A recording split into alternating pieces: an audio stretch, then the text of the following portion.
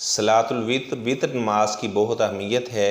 آپ صلی اللہ علیہ وسلم نے فرمایا کہ اللہ تعالیٰ وطر ہیں اور اللہ تعالیٰ وطر کو پسند کرتے ہیں، اور جو آدمی بھی صلاۃ الوتر وطروں کی نماز ادا کرتا ہے، ظاہری بات اگر اللہ تعالیٰ وطروں کو پسند کرتے ہیں تو جو وطر ادا کرتا ہے اسے بھی اللہ تعالیٰ پسند کرتے ہیں۔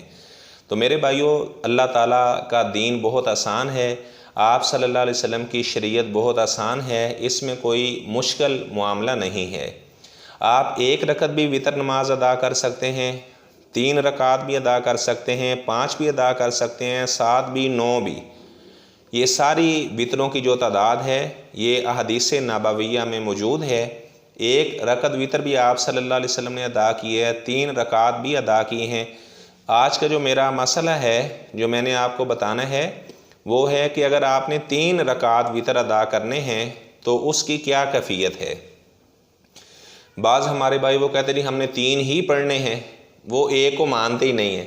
اس حدیث کا کیا معنی بنتا ہے؟ اللہ تعالیٰ وطر ہے اور وطر کو اللہ تعالیٰ پسند کرتے ہیں، تو اللہ تعالیٰ کتنے ہیں؟ 1 ہے اللہ تعالیٰ، تو اللہ تعالیٰ 1 رکعت وطر ادا کرنے کو بہت پسند کرتے ہیں۔ اصل میں جو وطر نماز ہے وہ ہے ہی 1 رکعت ہے، تو بہرحال 1 بھی ادا کر سکتے ہیں، 3 بھی ادا کر سکتے ہیں۔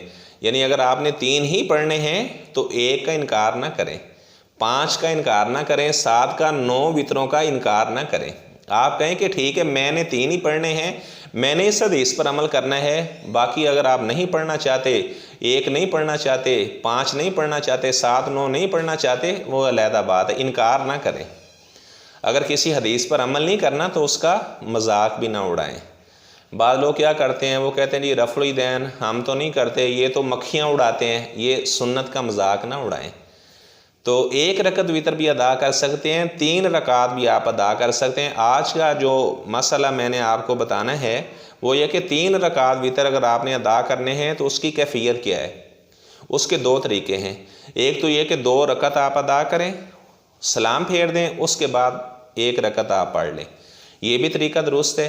اس طرح اگر آپ نے 3 رکعت اکٹھی ادا کرنی ہے تو آخری رکعت میں صرف آپ 1 ہی تشہد کریں گے، دوسری رکعت میں تشہد نہیں کریں گے۔ آپ صلی اللہ علیہ وسلم نے منع کیا، مستدرک حاکم کی روایت ہے اور اس طرح بہقی شریف کی روایت ہے، آپ نے فرمایا کہ وطروں کی نماز کو اس طرح ادا نہ کرو کہ تم اسے مغرب کی نماز کے مشابہ کر دو۔ تو اگر کوئی آدمی 3 رکعت وطر ادا کرتا ہے، دوسری رکعت میں بھی بیٹھ جاتا ہے، تشہد بیٹھتا ہے، تیسری میں بھی بیٹھتا ہے، تو یہ مغرب کی نماز کے مشابہ ہے، آپ صلی اللہ علیہ وسلم نے اس سے منع کیا ہے۔ تو یہ مشابہت کب ختم ہوگی؟ جب آپ 3 رکعت ادا کریں اور صرف آخری رکعت کے اندر آپ تشہد بیٹھتے ہیں، یعنی 3 رکعت آپ ادا کریں گے بتشہد واحد، 1 تشہد کے ساتھ، تو یہ سنت یعنی وطر ہے۔ اللہ تعالی ہمیں آپ صلی اللہ علیہ وسلم کی شریعت پر عمل پیرا ہونے کی توفیق عطا فرمائے۔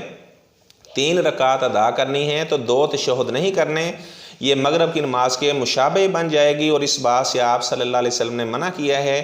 3 رکعت ادا کریں تو پھر آخری رکعت میں آپ نے تشہد بیٹھنا ہے۔